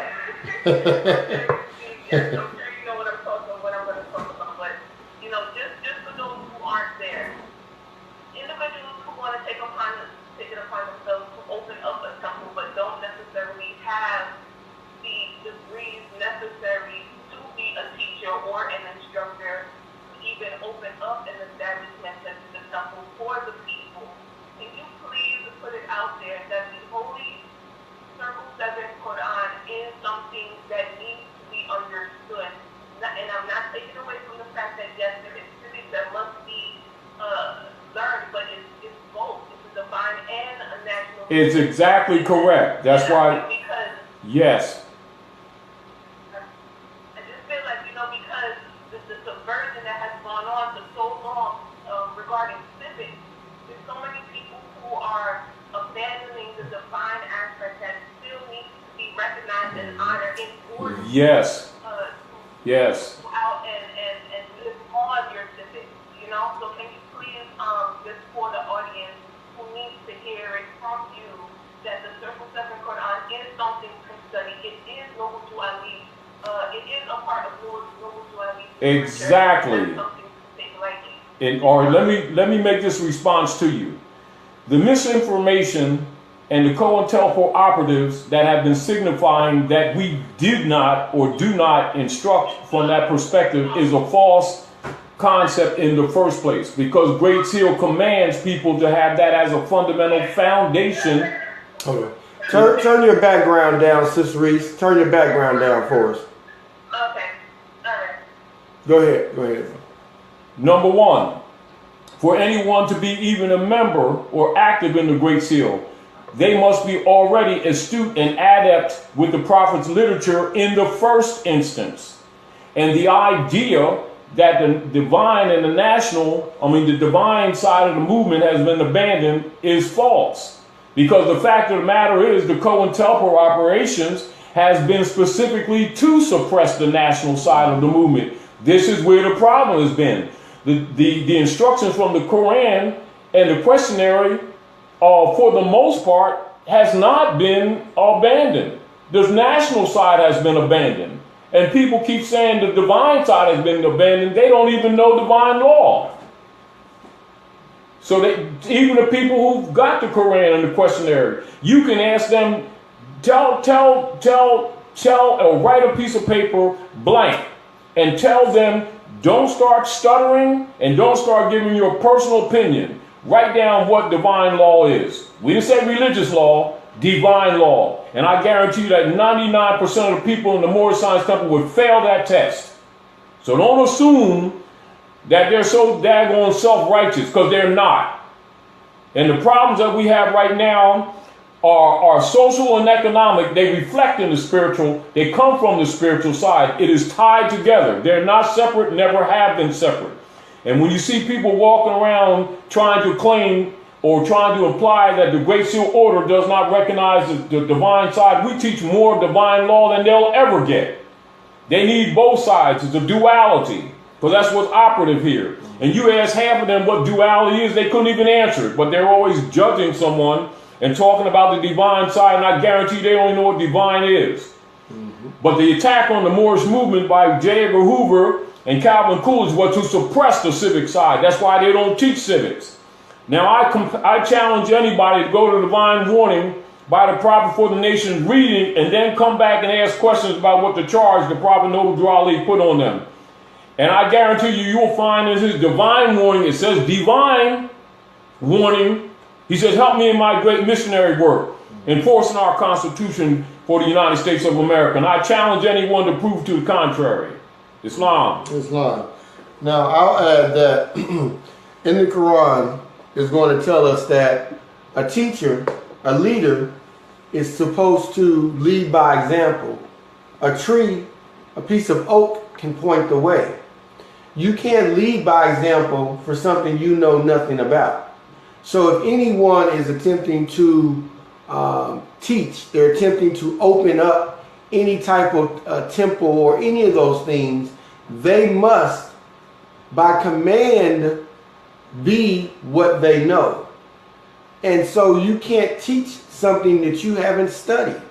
We see too much of that right now, where you have so many who are attempting to claim adeptship, who are attempting to claim scholarship, but have not actually attained the degrees of knowledge. Now, that is not to say that you don't teach the information as you learn it, because that is exactly what everyone is supposed to be doing. As you learn, you're supposed to be passing it on, and even in the little bits of information that you may be gaining at the time you're gaining them. That's actually one of the ways that you become more astute. Any master teacher is going to tell their pupil to turn around and teach what they know, because that works different parts of the brain and helps in memory and retention. And it also helps the individual learn how to teach from different angles. However, you must be studying it. You can't go out and teach martial arts if you've never studied martial arts. So anyone who's attempting or would want to attempt to say that the study of the Quran is not necessary, they're a fool. That's ignorant. And a fraud. Okay, you must study. You know, as I will always say, that when you have a Muslim, and I always use Jehovah's Witnesses because of their degree of teaching, the way they teach certain things. When they go into court, they understand that they are fighting for their religious freedoms. Well, a lot of times, Moors, because they're not getting into the Quran, if you ask them, how are you a Moor? What's the estate of the Moors? Who all are Moors? What is the true uniting of Islam? Now, you can be a fool if you want to and think that when you go into these tribunals that they don't know who you are. But they do. They have a Quran a lot of the time. They have studied, they know. And so if you cannot pass the test, because in a lot of cases they will test you 3 times before they allow you to pass, to see if you are being what you know. And being what you know does not mean studying out of necessarily the Black's Law. That's not the only study tool. Being what you know means knowing who your ancient foremothers and forefathers are. Taking on the mindset of the ancient foremothers and forefathers means studying and going into and accessing the information, which is the estate in chapter 1 of the Quran that's talked about. The estate that's talked about in chapter 1 is the knowledge. And 47. And yes, that's the knowledge. So if you don't know that, no, you cannot. First of all, you don't have the right to open up a temple. So that goes without saying. Okay, because there's tests and all types of things that you must pass to be able to do that, because this is how that those who are vanguards of the light make sure that it's being passed on properly. Okay, so we must study all those tools. The first thing that I tell people to study is the Quran before you get into anything else, because that is how you're going to circle your square. That's how you're going to do it.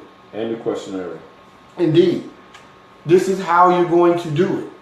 It's divine. The divine will take care of every single thing else, as the Amir said, because we have a spiritual issue. It's registered in the mundane. It's registering here because it's a spiritual issue. You correct that, you correct everything. This is also why the prophet said we honor all true and divine prophets, because all the information is ours, and all of it we're supposed to be studying. So if you can't answer those questions, If you can't answer those questions, you don't qualify. You don't qualify to open up a temple. You may qualify to start small study groups. Study groups where you study together, where you can actually give out the information that you know, and you can study with your peers. But to be someone who is the head of a temple acquires a degree of knowledge to make sure the knowledge is being transferred and passed along properly. Islam. See, did you have any more questions, Sister Sharice, while we still got you on here? I was on mute, you guys just hit it on the head. I thank you guys for putting that out there. Now we've got we had a question come in that I caught. It said, for those who still don't understand naturalization versus nationalization. Yes. Can a brief explanation being given? And at the same time, as we're answering that question, I want us to make sure that we tie in, is more, someone else asked a question on Facebook, is more a nationality or religion? All right. More is a pedigree nationality. More is short for Moroccan. Now that answers that. Naturalization deals with legislated and conditional and limited political rights granted to an alien or foreigner in another national jurisdiction. Mm-hmm. Nationalization is for the heirs or the people of the land, i.e., the people of birthright, which is not legislated but is by birthright. I.e., as an example, if we, even though we're all Asiatic, if we here in the north, in North Gate, go to China, we can naturalize, take civic tests, cultural tests, because that's what the requirement would be, get a green card, and upon that qualification, be naturalized citizens of China, but we would not be the nationals. The nationals, if you have a national with an issue or property of China for Chinese, that would be nationalized. If you were a foreigner, given the privilege of some citizens' rights in another jurisdiction, that would be naturalized. That's the distinction. Naturalization is for aliens and foreigners. National is for people of the land or people of birthright claim. One is legislated, that is naturalization. National is by origin of what is called jus sanguinis. A naturalized person is jus soli. One's legislated, one's real and natural. Now, when you look at the definition of naturalization, as the Emir just said, you're going to see the word alien. And if any of you have seen the video that Sister Reese put together on, I think it's under Renowned Royalty, if I remember correctly, on YouTube, and it was Brother Grand Chief Cujo Adol El and myself, and it was Sister Reese's show. And we spoke about naturalization versus nationalization. And as I pointed out on there, when you're looking at it, you're going to see the term alien. It's simple. It's very, very simple. And there's no need to debate these people who are attempting to speak about naturalization. If you just stay in the definition of the word, then it tells you exactly who it's for. Alien. So I'm going to read what an alien is out of Henry Campbell, Black's Law Dictionary, 4th edition. Alien. The first word, well, first of all, it's a noun. The first word is a foreigner. Now, the question becomes, what is a foreigner? And then it goes on to say, one born abroad. Now, a foreigner is going to deal with the estate. Who are the heirs of the estate? Can you be an alien in your own land? Can you be an alien in your own land? And what would make you an alien in your own land? Now, you can be unconscious, but alien you can't be. You can be unconscious. It's no different than me as an individual who owns a business, and someone by force comes and takes my business. And then the heirs of the people who stole my business now operate my business. And my posterity does not know that they are the ones who originally owned the business, and by forced conversion would still be owners of the business because it was never rightfully sold or transferred. It's called theft of birthright. Now, when my posterity walks into the business, they may be paying the occupiers for those services. At the moment that my posterity realizes, wakes up, becomes conscious of their heirship, all they have to do then is reclaim and reestablish themselves in their proper selves as the owners of the business. And heirs. Exactly. And that would be called proclaim your nationality. That's what that's called in politics. You were never an alien of that ownership. You were never an alien. You are an heir. The only thing that can happen is that you're removed of the knowledge of your heirship. But you have never stopped being an heir. The only way you can stop being an heir is to remove it yourself. You have to disclaim it. You have to give it up. Or abandon your birthright. Exactly. You have to do that. No one can do it for you. Okay? You and your lineage would actually have to do that. That is what it's called also abandoning, or if your parents were to do it, you would hear it in the form of disowning you. Okay? Disowning or abandonment.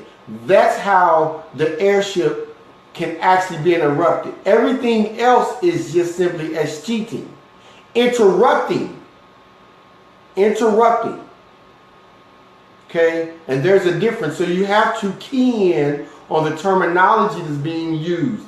Interrupting the natural course of descendancy. Interrupting. Not severing. Interrupting. An interruption, once removed, the natural flow takes place again.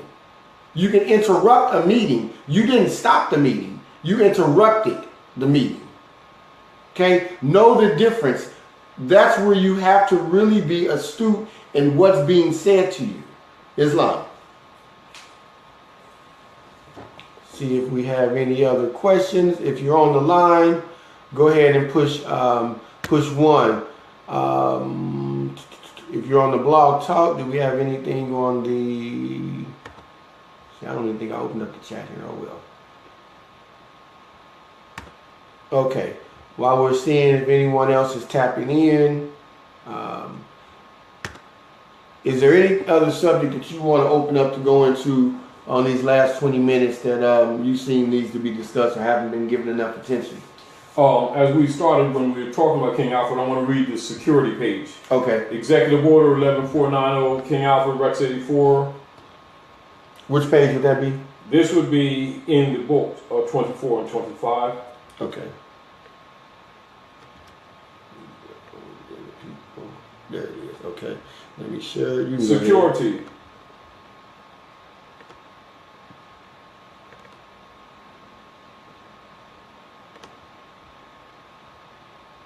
All right. Okay. Security. It is patently impossible to discuss social engineering or the automation of a society, i.e., the engineering of social automation systems, quote-unquote, silent weapons, on a national or worldwide scale without implying extensive objectives of social controls and destruction of human life, i.e. slavery and genocide. This manual is in itself an analog declaration of intent. Such a writing must be secured from public scrutiny. Otherwise, it might be recognized as a technically formal declaration of domestic war.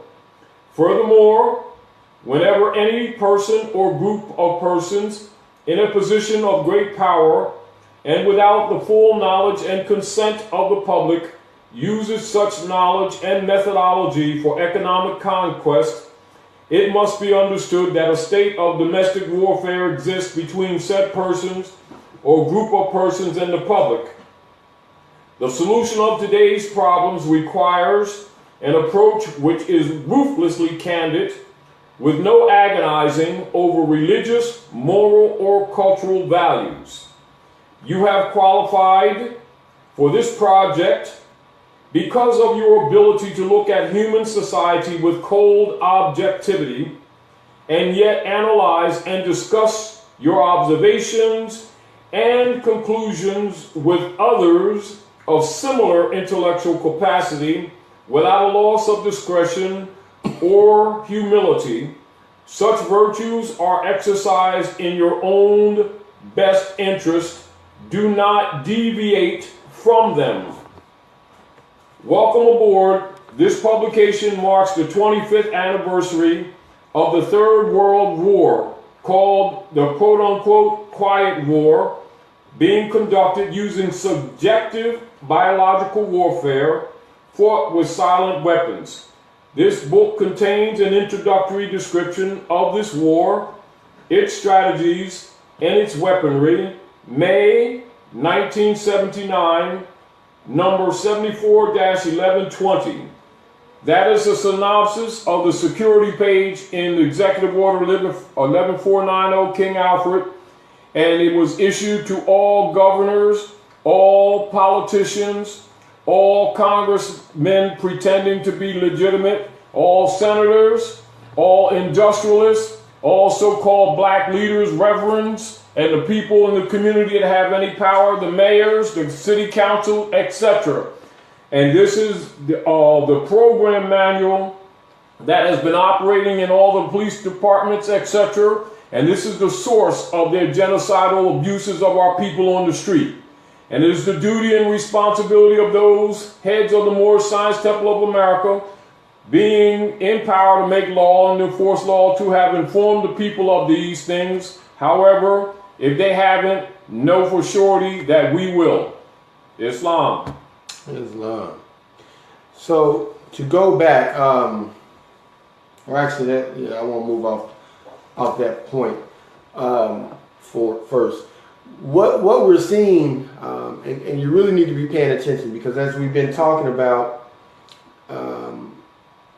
for the last couple of years, actually, with the coming election, you need to be paying attention to this plan. This is the reason that we're introducing it this way, because you need to be paying attention to it. There's three weeks prior to the election.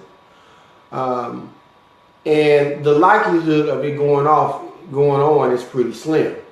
So you need to, be recognizing the signs that are out there. And if you don't have access to this, you need to look into the King Alfred plan. You need to be studying it. And like I said, all the governors were given the information. This is where you have the FEMA camps being instituted or situated in the different corporate territories. You have them going up everywhere.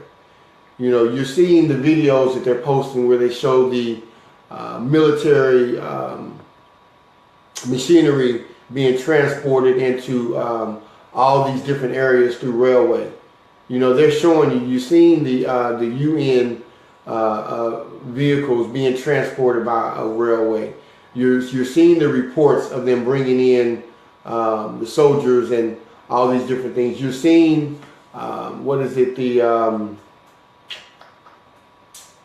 not the marshals, the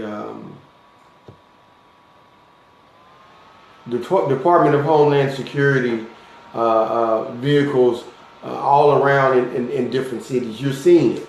So when we're speaking about, or when people are asking, you know, when is martial law going to be set up and instituted, it's been going on. You know, the war started 25 years, what was it, before 1964.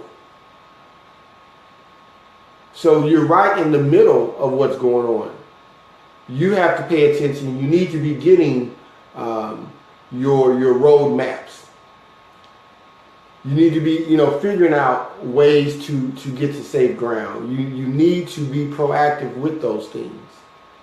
You know, it's probably more than likely going to come in the form of some type of financial collapse that more than likely will happen within the next 2.5 weeks or so. That is the likelihood.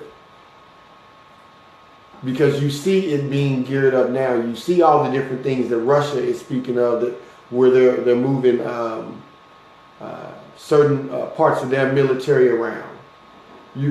All you have to do is just pay attention. You see the temperament of the Asiatics, Brandon's black, Negro, and colored. You see the temperament changing. You've seen in North Carolina, or is it South Carolina, where the brother was assassinated about 3 weeks ago. You've seen, if you were paying attention, you've seen the temperament changing with the youth. So you see the agitation that's been going on for a while. And this agitation is put out there to get certain things going, to push and push the buttons of the Asiatics so that an excuse can be had. So you have to pay attention to what's going on. And if you haven't read The King Alfred, you need to. You need to. Is the book available yet? The one that yes, just this one? That's it. Okay. You have on your thing. Okay. I gave to you. Okay. So, is there any? I'll probably end up printing some out. Yes. Going ahead and getting That's it what done. you must do. Yeah. So you'll be able to contact me, and then as I deal with the printing of it, I'll let you know what the contribution will be for me to get it to you. I'm going to go ahead and call the printer, probably today, or more likely it'll be tomorrow.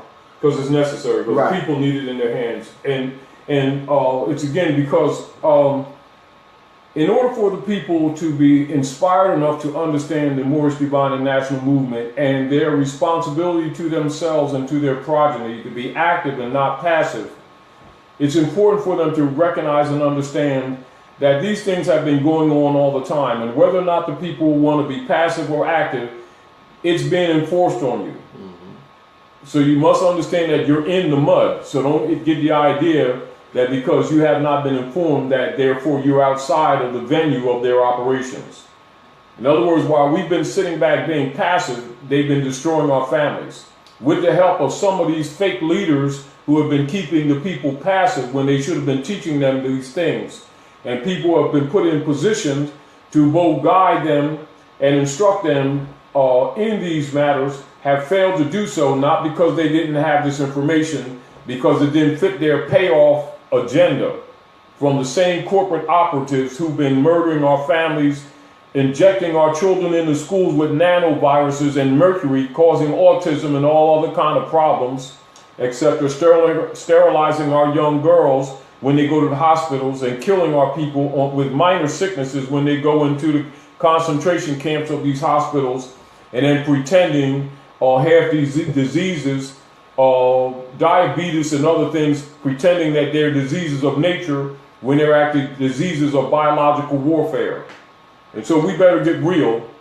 And we know again that a lot of our people will, in spite of this information, still insist in taking a passive position. However, for those who are interested in helping to uplift fallen humanity and enforcing the law and the Constitution, as Prophet Noble Ali said, etc., will support what Prophet Noble Ali said, and that is this: I want active Moors, not passive Moors. Islam. Islam. So we're coming up on the last 9 minutes. I see we have one caller. I think it's Sister Shafi again. Let me make sure that she pushed it. 661, exchange 273, exchange 661, area code 661, Islam. Islam. In my studies, I'm seeing these couple of words. I see American people, capital A, lowercase American, capital P, lowercase people, the spelling, and American national, capital A, American, capital N, national. Are these synonymous?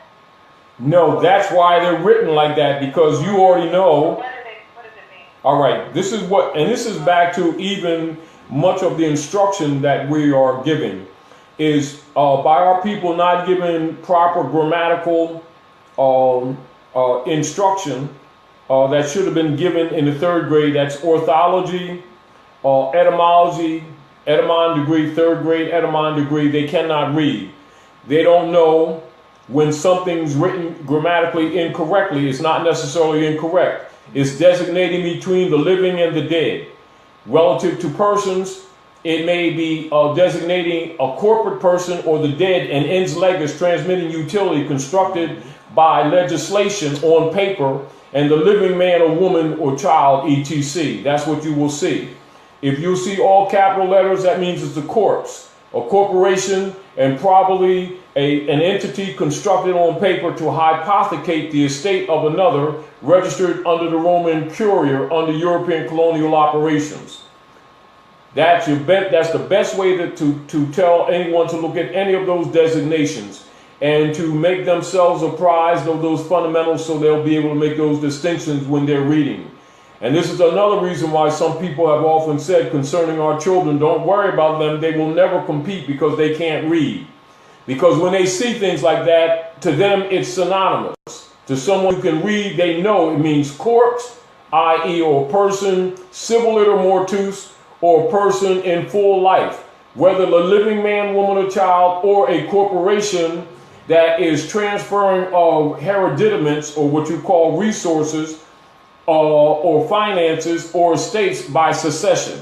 And you must know the distinction. All right, was that it, sis? Okay,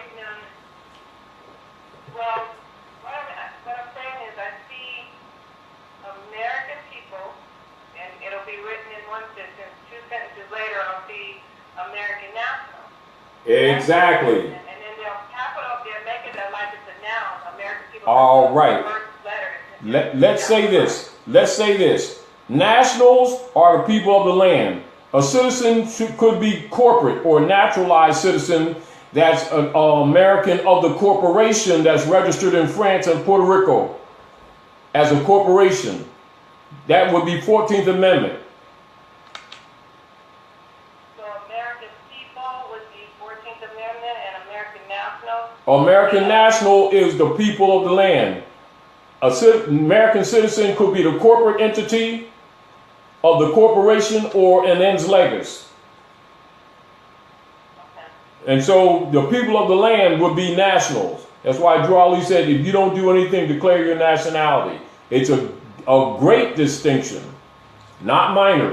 And I would say that you got when you see American citizen, you automatically have to know that that's a misnomer. So you have to see that there's a setup in it. So, because there is what they're playing with my head with is the word American, the 2 words American. Right, people, right, and then right. Later, American national. Right, exactly. So when you're talking American people, you're talking from the tip of Chile to the top of Alaska. All of the people of the land are Americans. From Mexico to Brazil to Chile, Argentina, etc. Anyone of copper complexion that are the people of the land, exclusive and distinguished from foreign European occupiers under European colonial operations or their descendants, who are colonists and settlers. They're the only ones that are not Americans. They are American citizens of the private corporation registered in France and in Puerto Rico. They're corporate citizens, distinguished from the people of the land. And the American nationals Are the people of the land, from the top to the bottom of the continents: North America, Central America, South America. The adjoining the islands are called Americana. So when you're talking about the American people, then you must make distinction of the territory. As an example, if I say American people, am I talking about the Aboriginal people of Jamaica? Am I talking about the Aboriginal people of Borican? Am I talking about the Aboriginal people of Haiti? Am I talking about the Aboriginal people of Dominica? Am I talking about the Aboriginal people of Brazil? Because they're all American people. And they're also American nationals. And so when you get to the political jurisdiction, then you must name specifically the nation. All right. All right, so we're going to go ahead. No problem, sis. We're going to go ahead. I'm going to make this one point, then I'll bring back in 330 for a closing point. The blog, Brother Anthony Lynn, Antonio, the blog is Conscious Vibes. Okay, you can also download the app YRN 1328, which is the radio station, the internet radio station that also broadcasts the show. YRN 1328. The show is on Blog Talk Radio, Conscious Vibes with a K-O-N. Vibes. The call-in number for the show is 347-326-9139 every Monday at 11 a.m. Okay? Now I'm going to bring back in 330, exchange 259 for a closing point. Islam. Islam. Hey, bro. Islam.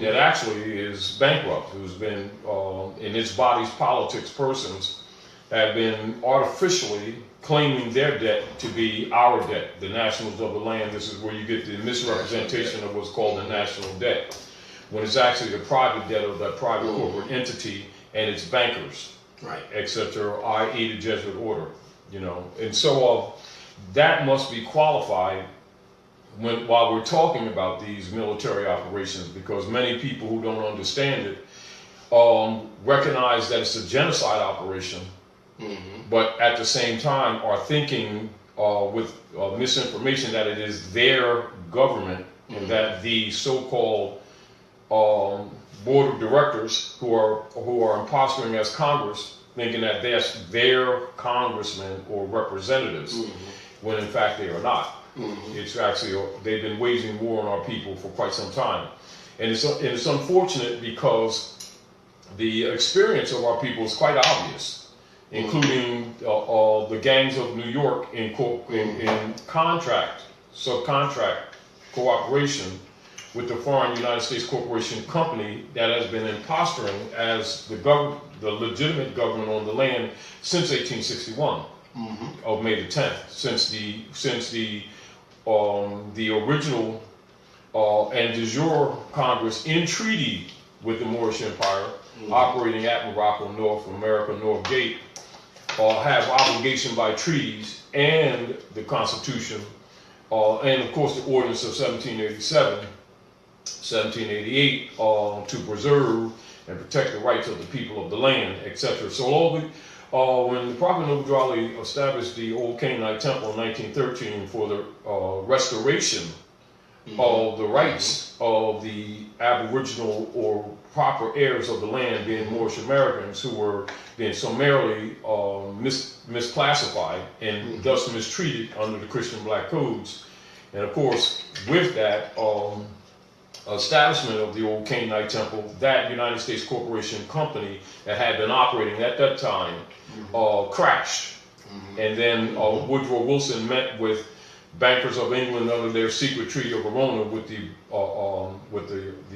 imposter Congress, who are really board of directors for that corporate entity. And much of the problems that have been existing within the Moorish Science Temple through infiltration, etc., which some people talk about the great sellout, but no one will get into detail. Some of this we're getting into detail today.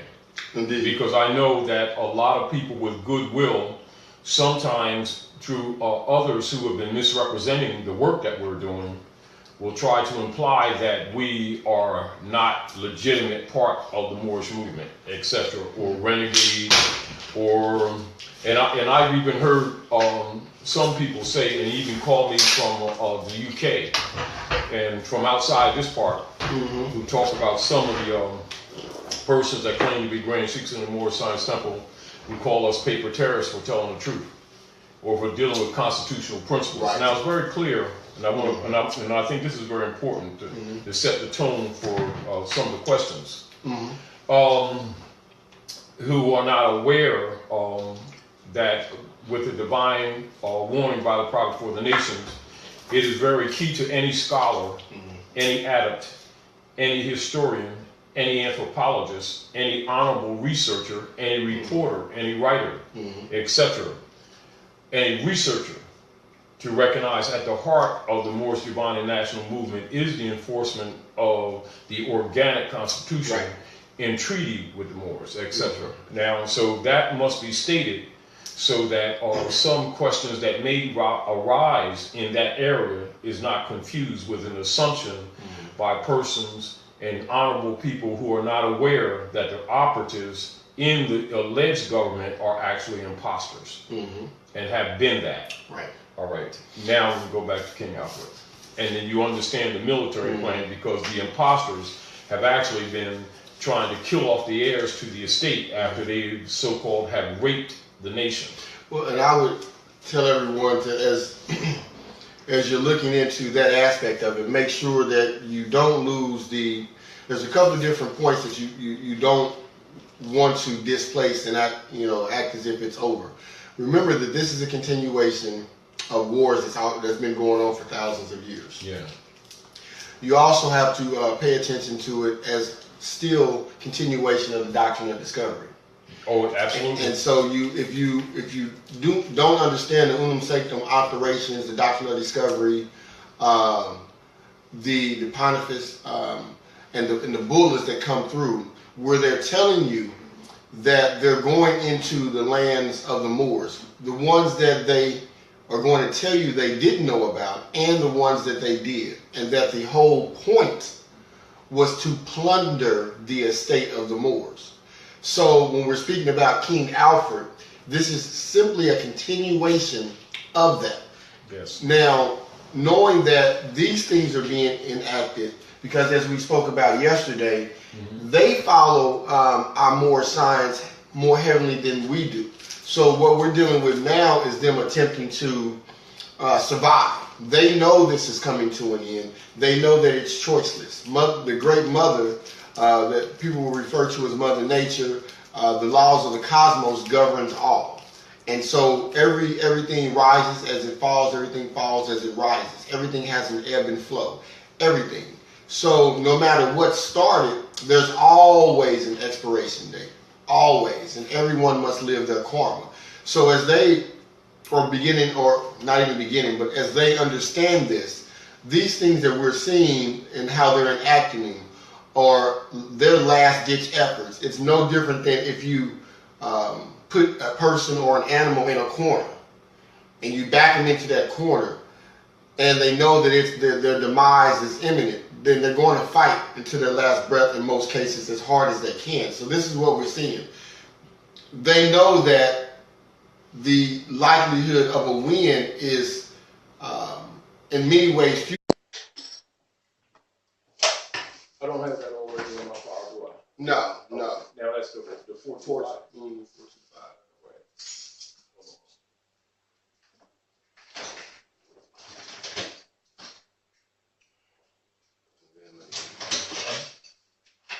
This one. Yeah. 292. 444.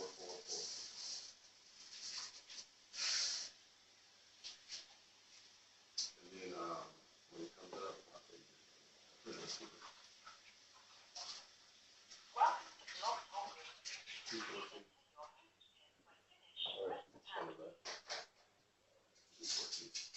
No, two.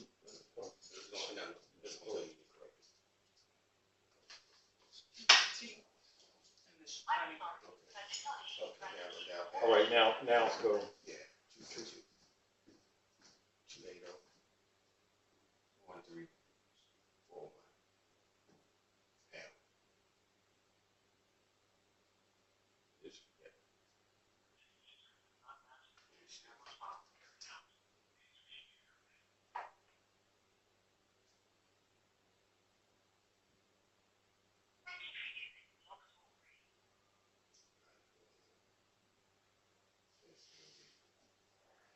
So make sure you say that.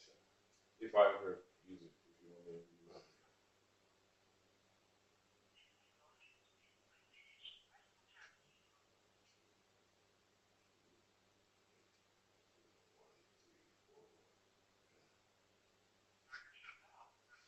There we go. All right, so yes, and then the speakers activated.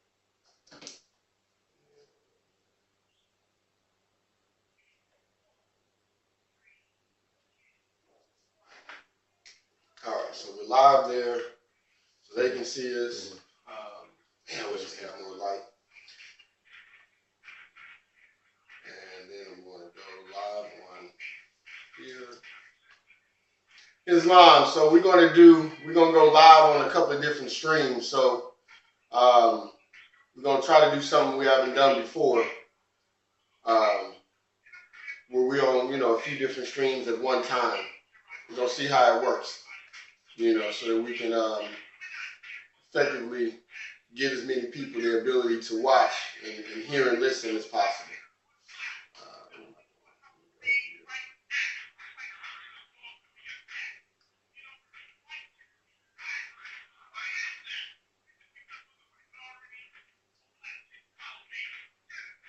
All right. So we're going to be taking questions and, in just a little bit. So hold tight.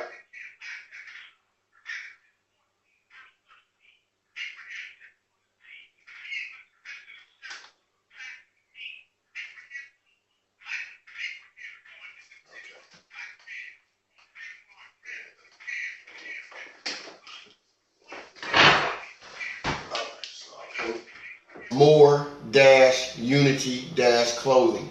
Support the More Unity Clothing. This is true modern Moorish apparel. We have putting all of our archaic ancient history on it in a way where you can wear it with pride. Support us as we support the Moorish Divine National Movement. So that's it. Let's go ahead and jump in. We were talking yesterday about the King Alfred, and we went into it. Or you went into it a little bit yesterday. Yeah, military operations, Executive Order 11490. Mm-hmm. Yes. Now, there it is. Okay. With everything that's going on, what are you seeing as far as how they implement it right now? Well, the program has been implemented, like 25 years prior to 1969, which military operations of King Alfred, and of course its adopted support program, Rex 84, has been in operation, 25 years before October of 1969.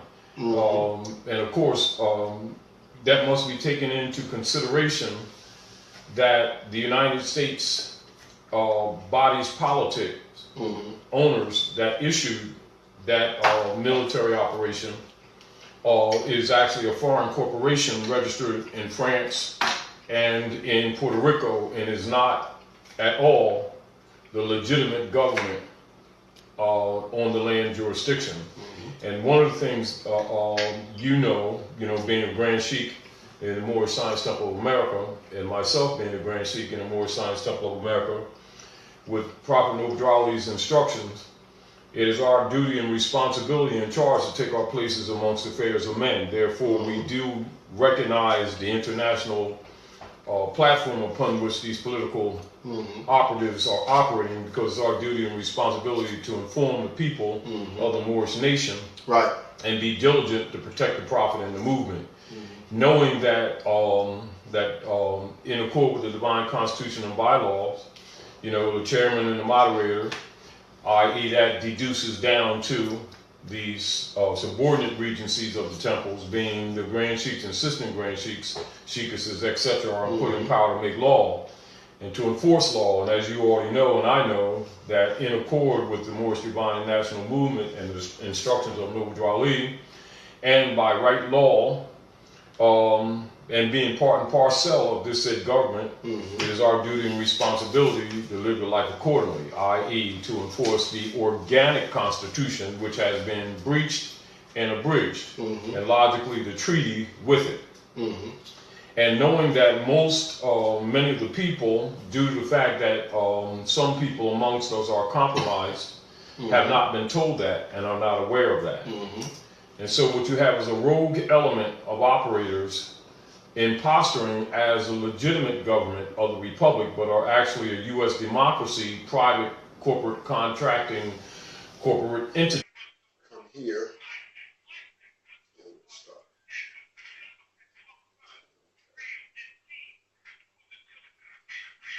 All right.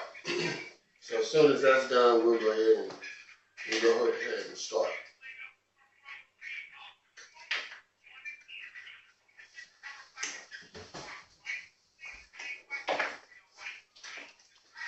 So we're going to actually do an open question and answer. And we're going to talk about the Rex 84 King Alfred plan. So I wanted to do this with the Amir to make it more personal for everybody, to be able to get their questions answered, less formal. So we can just have a conversation, because a lot of people have questions that they want to get answered. So we're going to give everybody a chance to do that, to be able to do that today. Well, actually, I'm going to go ahead and I'm just going to stop the music on the show so we can go ahead and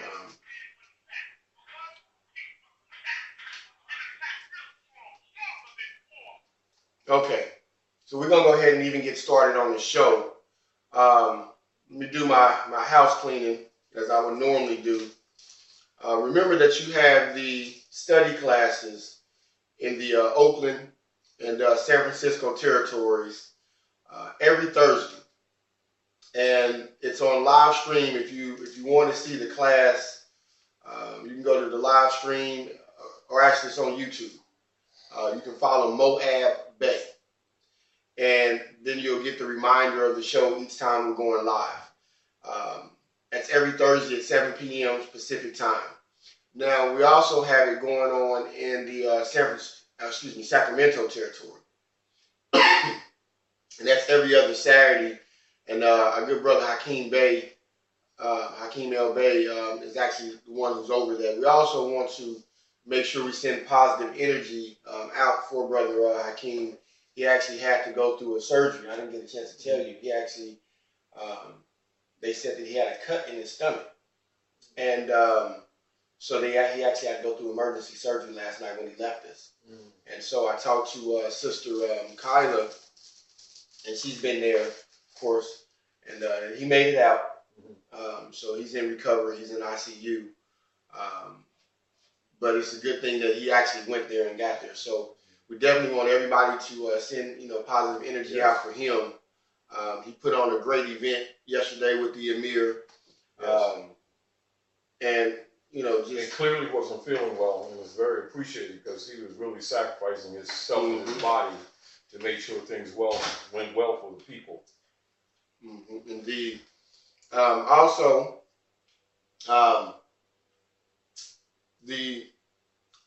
remember that with More Unity Clothing, you can go to the online store on Square.